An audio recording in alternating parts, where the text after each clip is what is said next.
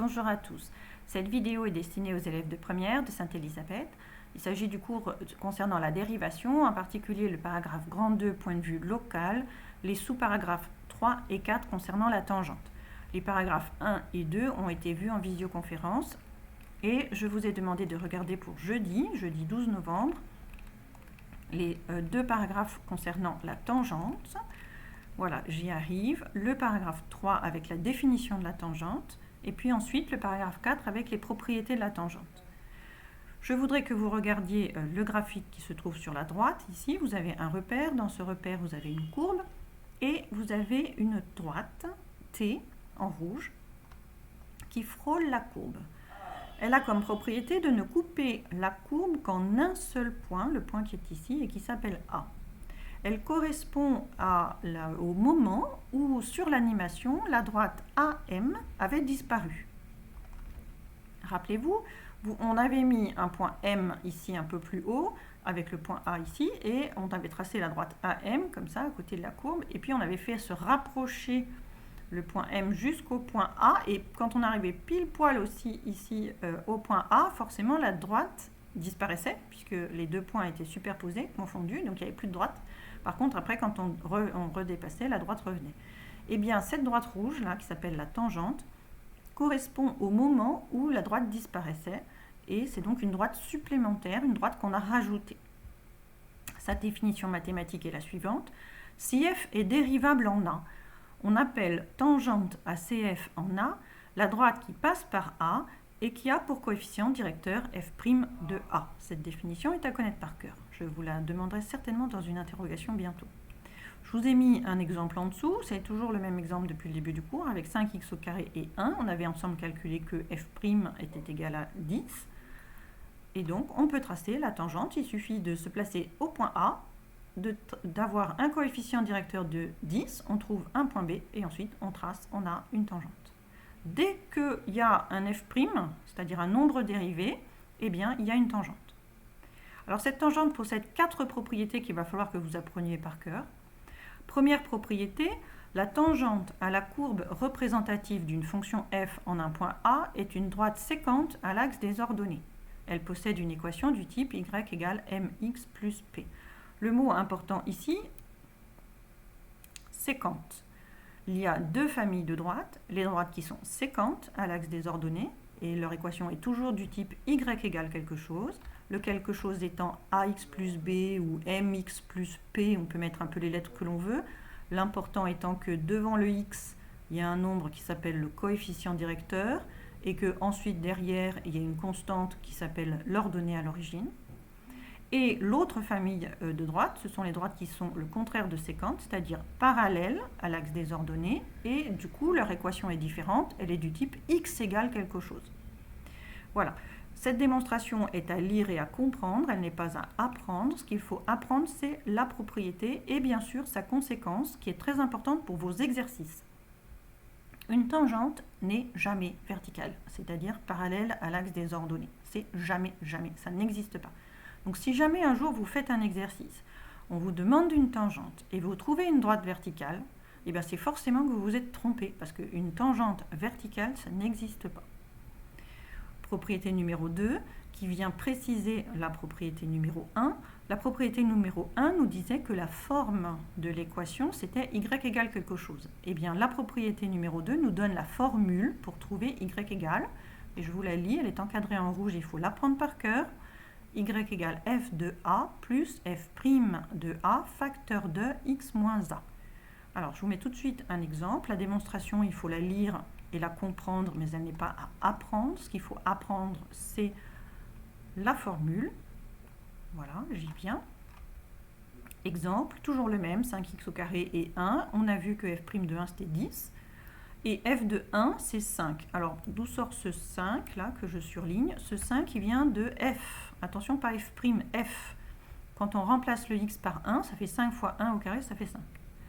Donc, dans la formule y égale, ça commence par f de a. Donc ici, f de 1. Plus f' de a. Ici, c'est 1. Facteur de x moins a. Ici, c'est 1. Ensuite, on remplace. F de 1, c'est 5. F' de 1, c'est 10.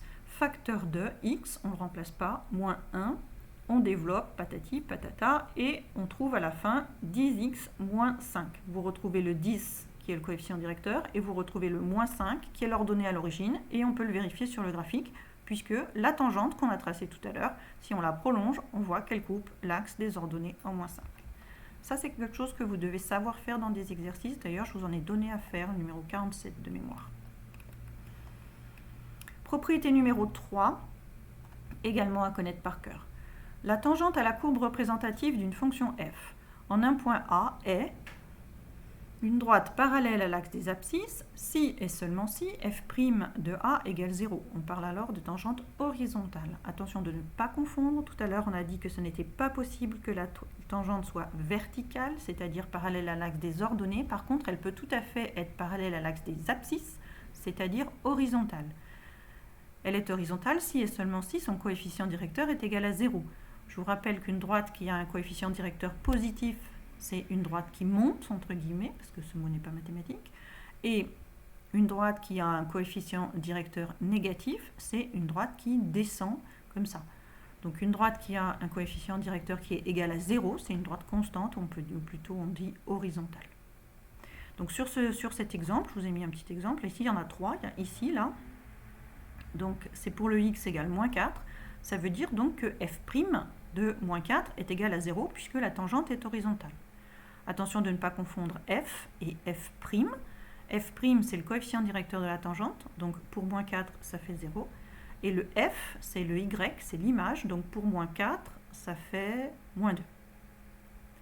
Il y a un autre point ici, c'est pour x égale 1. On peut donc dire que f' de 1 est égal à 0. Par contre, f de 1, lui, c'est 3. Et ici, troisième exemple, on a une tangente horizontale, ça veut dire donc que f' de 4 est égal à 0. Par contre, f de 4, lui, n'est pas égal à 0 et il vaut 2. Ça aussi, c'est quelque chose qu'on vous demande de savoir faire dans les exercices. Enfin, dernière propriété, on peut déterminer la valeur du nombre dérivé graphiquement. Pour cela, on place 2 points sur la tangente et on applique la formule du coefficient directeur qu'on connaît déjà et qu'on a révisé. A ou M ou la lettre que l'on veut, coefficient directeur égale YB moins YA sur XB moins XA. Bien sûr, si on veut, on peut aussi le faire juste en comptant les carreaux.